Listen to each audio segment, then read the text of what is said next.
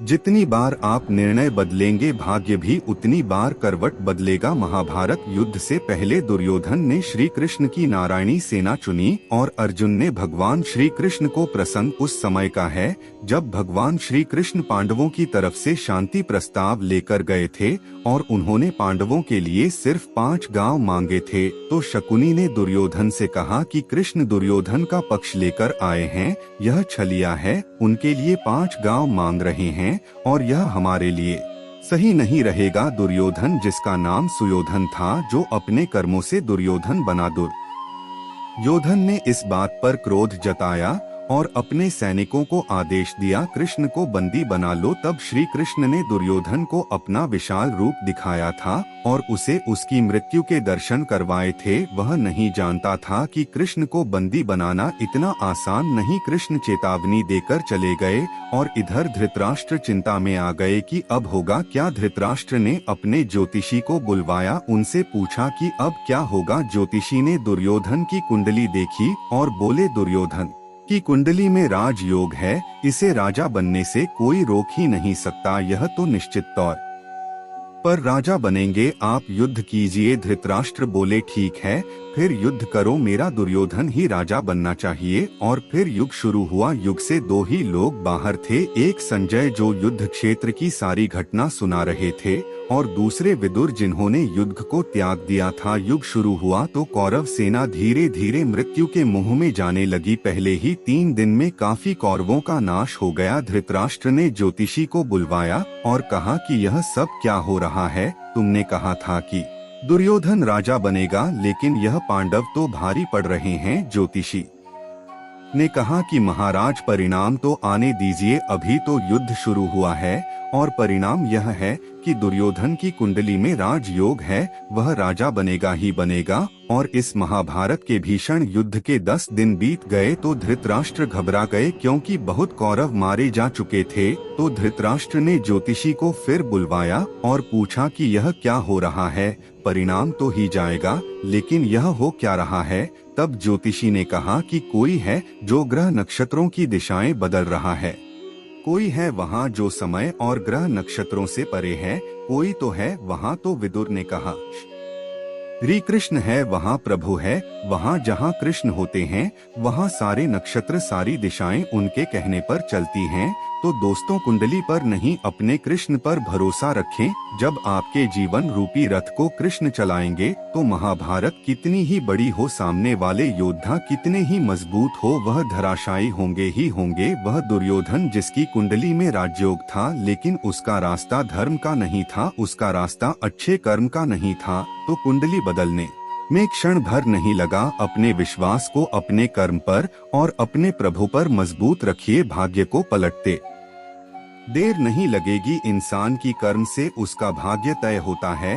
यदि हमें किसी लक्ष्य की प्राप्ति नहीं होती है तो हम कहते हैं कि यह मेरे भाग्य में नहीं था। वहीं कुछ लोग मानते हैं कि कर्म से बढ़कर कुछ नहीं है, पिछले जैसे कर्म होते हैं वैसा हमारे आज का भाग्य या प्रारब्ध बनता है। कर्म का घटित होना और कर्म के हिसाब से कर्म फल का आना, यह प्रकृति का अटल नियम है, उसमें अन्य कोई भी बदलाव नहीं कर सकता। खुद परमात्मा भी कर्म के खेल में हस्तक्षेप नहीं करते। लेकिन मित्रों, भक्ति में वह ताकत है कि वह हमारा भाग्य बदल सकती है। भाग्य को लेकर दुनिया 2 धड़ों में बटी है, एक जो भाग्य को मानते हैं, दूसरे जो कर्म को प्राथमिकता देते हैं। सनातन धर्म कहता है कि कर्म और भाग्य एक ही गाड़ी के 2 पहिए हैं। अगर हम कर्म करते हैं तो उसका परिणाम ही आगे चलकर हमारे लिए भाग्य का काम करता है। अगर कर्म नहीं करते हैं तो भाग्य भी उतना साथ नहीं दे पाता है।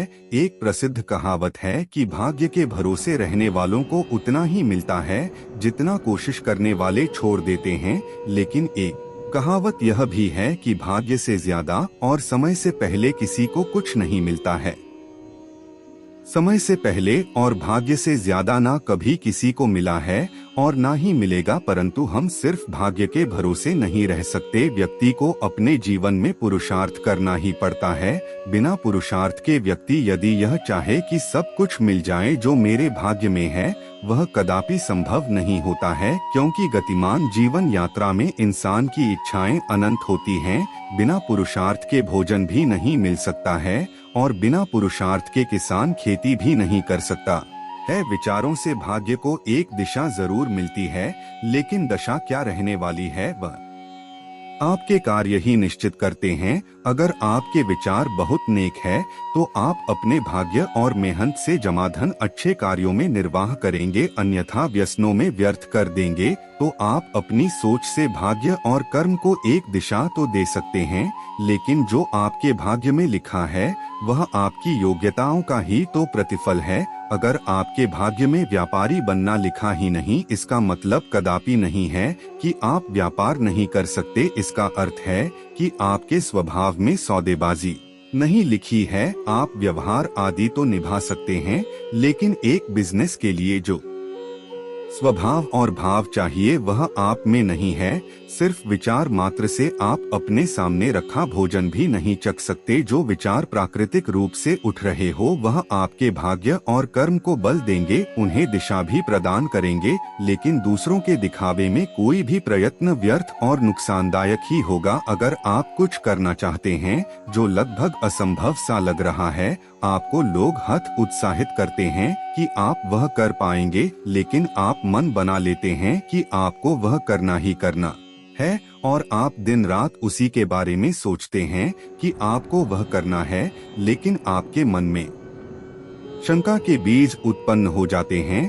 और आप सोचते हैं कि आप वह कार्य कर लेंगे, लेकिन शंका के कारण आप बस सोचते ही रह जाते हैं। क्या आपके सकारात्मक विचारों से आपका भाग्य बदल जाएगा? आप 100% भी सकारात्मक सोचते रहेंगे तब भी नहीं, क्योंकि आप प्रयास ही नहीं कर रहे हैं। इसलिए केवल विचारों से भाग्य नहीं बदलता। जब तक आप विचारों को प्रयास में परिवर्तित नहीं करेंगे, तब तक आपके विचार केवल विचार ही रहेंगे और भाग्य बदलने के लिए विचारों के साथ साथ प्रयास की भी आवश्यकता पड़ती है। क्यों बैठे तुम ठठले नहीं है कोई काम धाम? कर्म की महिमा को समझो। कर्म सुख की खान, मूड बैठा चौखट प्रभु के मांगे हैं। दिन रात कर्म योगी बन कोई करता है। पुरुषार्थ कहा कृष्ण ने अर्जुन से, धैर्य तुम्हारा है करना कर्म, फल की इच्छा त्याग अर्पित कर। सब कर्म प्रभु को रख, हृदय में आस फलित होंगे कर्म तुम्हारे। रख खुद पर विश्वास, आस कह रही श्वास से धीरज रखना सीख। बिन मांगे मोती मिले, मांगे मिले ना भीख। भले ही आपके भाग्य में कुछ नहीं लिखा हो, पर आपके अच्छे हैं तो आप वो भी पा सकते हैं जो आपके भाग्य में नहीं है। काशी नगर के एक धनी सेठ थे जिनके कोई संतान नहीं थी। बड़े बड़े विद्वान ज्योतिष से सलाह मशवरा करने के बाद भी उन्हें कोई लाभ नहीं मिला। सभी उपायों से निराश होने के बाद सेठ जी को किसी ने सलाह दी कि आप गोस्वामी जी के पास जाइए, वे रोज रामायण पढ़ते हैं। तब भगवान राम स्वयं कथा सुनने आते हैं, इसलिए उनसे कहना कि वह भगवान से पूछे कि आपके संतान कब होगी। सेठ जी गोस्वामी जी के पास जाते हैं और अपनी समस्या के बारे में भगवान से बात करने को कहते हैं। कथा समाप्त होने के बाद गोस्वामी जी भगवान से पूछते हैं कि प्रभु, वह सेठ जी आए थे जो अपनी संतान के बारे में पूछ रहे थे। तब भगवान ने कहा कि उन्होंने पिछले जन्मों में अपनी संतान को बहुत दुख दिए हैं, इस कारण उनके साथ जन्मों तक संतान नहीं लिखी हुई है। दूसरे दिन गोस्वामी जी सेठ जी को सारी बात बता देते हैं। सेठ जी मायूस होकर ईश्वर की मर्जी मानकर चले जाते हैं। थोड़े दिनों बाद सेठ जी के घर एक संत आते हैं और वह भिक्षा मांगते हुए कहते हैं कि भिक्षा दो, जो मांगोगे वह मिलेगा। तब सेठ जी की पत्नी संत से बोलती है कि गुरुजी, मेरे संतान नहीं है। तो संत बोले, तू एक रोटी देगी तो तेरे एक संतान जरूर होगी। व्यापारी की पत्नी उसे 2 रोटी दे देती है। उससे प्रसन्न होकर संत यह कहकर चला जाता है कि जाओ, तुम्हारे 2 संतान होगी। 1 वर्ष बाद सेठ जी के 2 जुड़वा संतानें हो जाती है। कुछ समय बाद गोस्वामी जी का उधर से निकलना होता है। व्यापारी के दोनों बच्चे घर के बाहर खेल रहे होते हैं। उन्हें देखकर वह व्यापारी से पूछते हैं कि यह बच्चे किसके हैं। व्यापारी बोलता है, गोस्वामी जी यह बच्चे मेरे ही हैं। आपने तो झूठ बोल दिया कि भगवान ने कहा है मेरे संतान नहीं होगी, पर यह देखो गोस्वामी जी मेरे 2 जुड़वा संतानें हुई हैं। गोस्वामी जी यह सुनकर आश्चर्यचकित हो जाते हैं। फिर व्यापारी उन्हें उस संत के वचन के बारे में बताता है। उसकी बात सुनकर गोस्वामी जी चले जाते हैं। शाम को गोस्वामी जी कुछ चिंत मुद्रा में रामायण पढ़ते हैं तो भगवान उनसे पूछते हैं कि गोस्वामी जी आज क्या बात है, चिंतित मुद्रा में क्यों हो। तो गोस्वामी जी कहते हैं कि प्रभु आपने मुझे उस व्यापारी के सामने झूठा पटक दिया। आपने तो कहा कि व्यापारी के साथ जन्म तक कोई संतान नहीं लिखी है, फिर उसके 2 संतानें कैसे हो गई। तब भगवान बोले कि उसके पूर्व जन्म के बुरे कर्मों के कारण मैं उसे 7 जन्म तक संतान नहीं दे सकता, क्योंकि मैं नियमों की मर्यादा में बंधा हूँ। पर अगर मेरे किसी संत भक्त ने उन्हें कह दिया कि तुम्हारे संतान होगी, तो उस समय मैं भी कुछ नहीं कर सकता, क्योंकि मैं भी संतों की मर्यादा से बंधा हूँ। मैं पूर्ण संतों के वचनों को काट नहीं सकता, मुझे संत की बात रखनी पड़ती है। इसलिए अगर आप भी उसे कह देते कि जा तेरे संतान हो जाएगी, तो मुझे आप जैसे भक्तों के वचनों की रक्षा के लिए भी अपनी मर्यादा को तोड़कर वह सब कुछ देना पड़ता है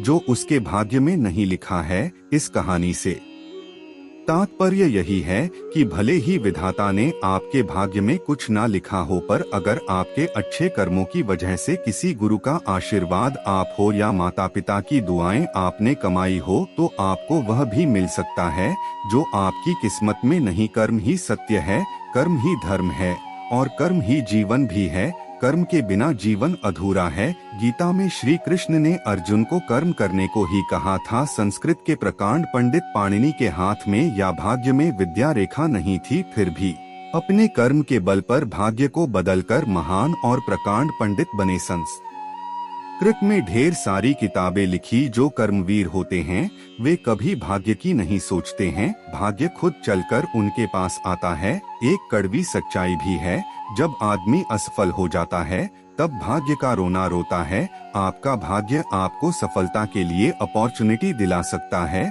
उसके बाद उसको सफलता में परिवर्तित करने के लिए आपको ही मेहनत करनी पड़ेगी। प्रकृति के नियम शाश्वत है, जैसे कोई भी वस्तु हाथ से छोड़ने पर जमीन पर ही गिरेगी। यह गुरुत्वाकर्षण का नियम है, कुछ भी फेंको आसमान की तरफ वापस जमीन पर ही आ जाता है। इसी तरह हमारे शब्द हैं और शब्द दो से विचार बनते हैं। बोले गए शब्द या विचार ब्रह्मांड में चले जाते हैं और वापस उसी जैसी समान आवृत्ति वाले विचार वापस आपके पास आते हैं। प्रकृति का एक नियम है कि जो भी आप उसे देते हैं वह कई गुना करके आपको वापस देती है। प्रकृति के नियम अटल हैं, हम उसे जो देते हैं वही वापस आता है लौटकर। आप प्रेम बांटते हैं तो प्रेम वापस लौटकर आएगा। आप धन का दान करते हैं तो प्रकृति आपको कई गुना धन वापस करती। आप घृणा फैलाते हैं, बदले में आपको घृणा ही मिलेगी। आप जैसे विचार भेजते हैं वही आपको मिलेंगे। आप हमेशा समस्याओं पर बात करेंगे, प्रकृति आपको कई समस्याएं प्रस्तुत कर देगी। आप अपने विचार बदल कर देखिए, सकारात्मक विचार सोचिए, सकारात्मक बातें कीजिए। आप केवल अपने शब्दों को बदल कर देखिए, सारे नकारात्मक शब्द हटा दीजिए। ब्रह्मांड में सकारात्मक ऊर्जा प्रवाह होने दें, कई गुना सकारात्मकता वापस आएगी। कुछ समय बाद ही आप परिवर्तन देखने लगेंगे, आपकी परिस्थितियां बदलने लगेंगी। आपको केवल विचार बदलने हैं, अपने कर्म करते रहने हैं, बाकी काम प्रकृति स्वयं कर देगी। आपके विचार ही आपके कर्म बनते हैं और कर्म ही भाग्य का निर्माण करते हैं। आप विचार बदल दीजिए, आपका भाग्य बदल जाएगा। किसी भी काम को सही तरीके से किया गया हो तो भाग्य का भी साथ मिलता है और इंसान को सफलता भी मिलती है। किसी को सफलता नहीं मिलती है तो लोग भाग्य को दोष देना शुरू कर देते हैं कि हमारे भाग्य में यह चीज नहीं थी इसलिए नहीं मिली। यह कोई नहीं सोचना चाहते हैं कि कहीं ना कहीं काम में कमी रह गई होगी। हजारों ऐसे उदाहरण मिलेंगे जहां भाग्य की अधिक प्रबलता थी तो कहीं कर्म की थी। मुकेश अंबानी और अनिल अंबानी दोनों के पास बराबर की धन संपत्ति थी, दोनों का अलगाव हुआ और दोनों ने अपना अपना हिस्सा लिया। एक सफलता की सीढ़ी चढ़ते गए दूसरे को जेल जाने की नौबत आ गई। अब यहाँ क्या कहेंगे, ऐसा क्यों हुआ? दोनों समान परिवेश के इंसान हैं, दोनों का भाग्य अच्छा था जब तक दोनों अलग नहीं हुए थे। बाद में अनिल अंबानी के कुछ गलत निर्णय ने उनकी सफलता खत्म कर दी। यहाँ भाग्य को दोष नहीं दिया जा सकता है। अगर कोई यह कहे कि उनका भाग्य ही सही नहीं था, तो हमें यह विश्लेषण जरूर करना चाहिए कि कहीं ना कहीं उनके काम में कमी रह गई होगी, कुछ निर्णय गलत हुए होंगे। अच्छे कर्म किए तो भाग्य भी साथ है, गलती हुई तो भाग्य भी साथ छोड़ देता है। जेट एयरवेज बंद हो गया और 22,000 आदमी एक साथ बेरोजगार हो गए। क्या सबका भाग्य एक साथ खराब हुआ? नहीं, ऐसी बात नहीं है। कंपनी की गलत नीतियों के कारण सबको परेशानी हुई, जबकि यही लोग पहले अपने आप को खुशकिस्मत समझते होंगे कि कितनी अच्छी जगह काम कर रहे। सही या गलत निर्णय ही हमारे कर्म को निर्धारित करते हैं और उसी के अनुसार भाग्य भी वैसा ही रूप ले लेता है। किसी का गरीब घर में जन्म लेना उसका भाग्य हो सकता है, लेकिन अपने कर्मों से गरीबी दूर करके अपनी जिंदगी को सही बनाना उसकी मेहनत और लगन और उसके कर्म है। सही कर्म करने के लिए भी कुछ कारक महत्वपूर्ण होते हैं, जैसे मेहनत, लगन, संकल्प, दृढ़ इच्छा शक्ति, परिवार का सहयोग, योग, सही समय पर सही निर्णय लेना, पैसे का सदुपयोग, अनुकूल स्थिति बनाना। यह सारे कारक मिलकर ही अच्छे कर्म की राह तय करते हैं।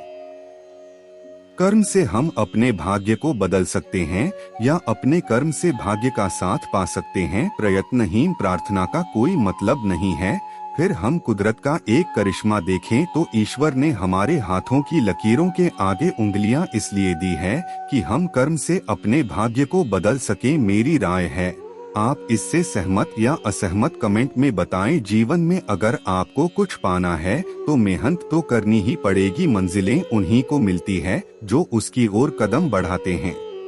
महाभारत में जब अर्जुन ने कुरुक्षेत्र में युद्ध में अपने स्वजनों को अपने सामने खड़ा पाया तो उसका शरीर निस्तेज हो गया, हाथों से धनुष छूट गया, प्राणहीन मनुष्य के समान वह धरती पर गिर गया। तब भगवान श्री कृष्ण ने उसे गीता के कर्म ज्ञान का उपदेश दिया। भगवान कृष्ण ने अर्जुन को कहा कि राज्य तुम्हारे भाग्य में है या नहीं यह तो बाद में, पहले तुम्हें युद्ध तो लड़ना पड़ेगा, तुम्हें अपना कर्म तो करना पड़ेगा, अर्थात स्वजनों के खिलाफ युद्ध तो लड़ना पड़ेगा। तुलसीदास जी ने भी श्री रामचरितमानस में लिखा है, कर्म प्रधान विश्व करी राखा, अर्थात युग तो कर्म का है। इसका अर्थ यह हुआ कि हम अपना कार्य करें, फल की चिंता बाद में करें। किसान जब खेत में बीज बोता है तो उसे यह नहीं पता होता कि बारिश होगी या नहीं, जमीन में से बीज से अंकुर फूटे गया या नहीं, अगर पौधे आ भी गए तो उस पर फल आएंगे या नहीं। लेकिन किसान बीजों को जमीन बोता है और फसल की चिंता ईश्वर पर छोड़ देता है। संघर्ष करते हुए कभी मत घबराना, क्योंकि संघर्ष के दौरान ही इंसान अकेला होता है। सफलता के बाद तो सारी दुनिया साथ देती है। परेशानी आए तो ईमानदार रहे, धन आ जाए तो सरल रहे, अधिकार मिलने पर नम्र रहे और क्रोध आने पर शांत रहे। यही जीवन का प्रबंधन कहलाता है। यहाँ सभी के जीवन में मुसीबतें जरूर हैं, लेकिन जो मुसीबतों से लड़कर आगे बढ़े वहीं आज की महाभारत का अर्जुन है। अगर भगवान तुमसे ज्यादा इंतजार करवा रहे हैं तो तैयार रहना, वो उससे कहीं ज्यादा देने वाले हैं जितना तुमने मांगा है। संसार में सबसे श्रेष्ठ संबंध भगवान के साथ ही है, जिसमें कभी दुख नहीं मिलता, पाप दिखते नहीं फिर भी हर संकट में दौड़ के आता है, हाथ भी दिखते नहीं लेकिन सर पर हाथ फिरता है। बस यूं समझो कि मेरे तो हर सुख दुख में मेरा कृष्ण काम आता है। तनाव से केवल समस्याएं जन्म ले सकती हैं, समाधान खोजने हैं तो मुस्कुराना ही पड़ेगा। कुछ बुद्धिमान तो होते हैं, परंतु धन के हाथ लगते ही उनमें अभिमान की आग बहुत तीव्रता से जलने लगती है। कभी कभी आप बिना कुछ गलत किए भी बुरे बन जाते हैं, क्योंकि जैसा लोग चाहते हैं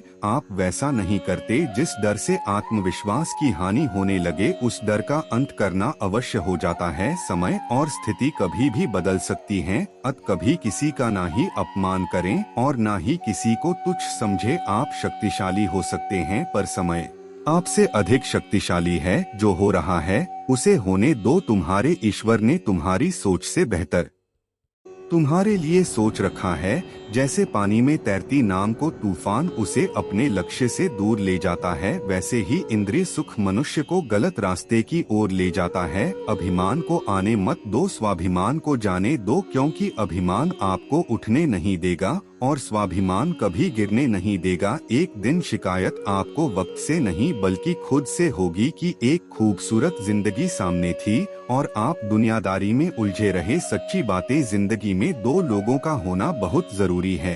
एक कृष्ण जो ना लड़े फिर भी जीत पक्की कर दे, दूसरा कर्ण जो हार सामने हो फिर भी साथ ना छोड़े। आपकी नियत से ईश्वर खुश होते हैं और दिखावे से इंसान। अब यह आप पर निर्भर करता है कि आप किसे खुश करना चाहते हैं। जब आप कृष्ण की पूजा नहीं कर पाए तो यह मत समझना समय नहीं मिला। सोचो आज हमने ऐसा कौन सा काम किया कि भगवान ने अपने सामने खड़ा होना पसंद नहीं किया। अगर साफ नियत से मांगा जाए तो ईश्वर नसीब से बढ़कर देता है। दुनिया में दो तरह से लोग हैं, एक वो जो इस बात को चरितार्थ करते हैं कि कर्म कर फल की चिंता मत कर, यानी वे भाग्य के भरोसे नहीं जीते बल्कि यह सोचते हैं कि अगर हम मेहनत करेंगे, मन लगाकर काम करेंगे तो अपनी नियति को बदल पाएंगे। दूसरे वह लोग जो सोचते हैं कि नियति का लिखा कोई नहीं बदल सकता, यानी वो जो भाग्य पर भरोसा करते हैं और सोचते हैं कि जो भाग्य में लिखा है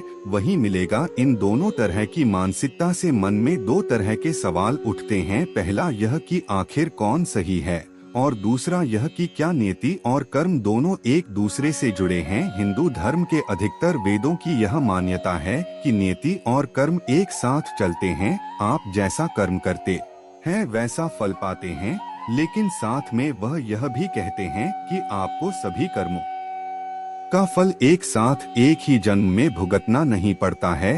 धार्मिक मान्यताओं के अनुसार हर व्यक्ति का जन्म और मृत्यु का एक चक्र होता है जो कई जन्मों का चक्कर लगाता है। आपके पिछले जन्म का किया हुआ कर्म आपके नए जन्म की नियति में एक अहम भूमिका निभाता है और सही समय पर सही कर्म कर हम अपनी नियति के बारे में कुछ करने की स्थिति में होते हैं। सत्कर्म, शुद्ध विचारों, प्रार्थना, मंत्र और ध्यान के माध्यम से हम वर्तमान जीवन में भाग्य को बेहतर बना सकते हैं। अधिकतर सिद्धांत कर्म की प्रधानता पर जोर देते हैं। कर्म और भाग्य में अनन्या श्री संगीत होगा। यह सच है कि आपका भाग्य आपके कंट्रोल में नहीं है और ना ही आपके कर्मों का परिणाम, लेकिन अगर आप में दृढ़ इच्छा शक्ति है तो आप बहुत हद तक अपनी नियति को अपने पक्ष में कर सकते हैं। हम भाग्य को बदल नहीं सकते, यह सोचकर निष्क्रिय हो जाना गलत है, क्योंकि वह आप में नकारात्मकता ला रहा है और कर्म के प्रति उदासीन बना रहा है। उम्मीद की भावना मानव जीवन के लिए एक बहुत बड़ी देन है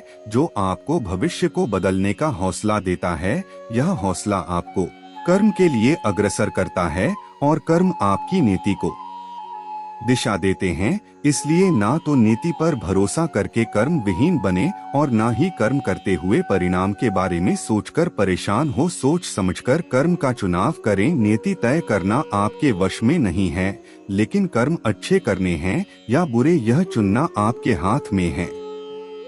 अगर आप नियति में यकीन रखते हैं तो आपको अपने कर्मों के चुनाव पर बहुत ध्यान देना चाहिए, क्योंकि केवल यही आपके भाग्य को पूर्व जीवन में और वर्तमान जीवन में बदलने की क्षमता रखते हैं। कर्म ही तो पाप और पुण्य तय करते हैं, जिसका हिसाब आपको हर जन्म में देना होता है, लेकिन यह हिसाब बेहद सरल है। आप जितना पुण्य करेंगे आपके पापों का भंडार खत्म होता जाएगा। पुराणों में इसे संचित कर्म कहा गया है, जिसके अनुसार एक ही जीवन में सभी कर्मों का फल भुगतना असंभव है। संचित कर्म के इस भंडार से पूरे एक जीवन के लिए मुट्ठी भर कर्म निकाल लिया जाता है और यह मुट्ठी भर कर्म आपके अगले जन्म का भाग्य बन जाता है। उस भाग्य का फल भोग लेने के बाद वह समाप्त हो जाता है और फिर आपके नए कर्म आपका भाग्य तय करने लगते हैं। यह तो है हमारे वेदों की मान्यताएं, लेकिन आपका इस बारे में क्या सोचना है? एक नगर में एक बहुत कुशल कारीगर रहता था। उसका नाम सोमलिक था। सोमलिक दूसरे कारीगरों की तुलना में बहुत मेहनत करता था। उसके द्वारा बनाए गए कपड़े दूसरे कारीगरों से बहुत अच्छे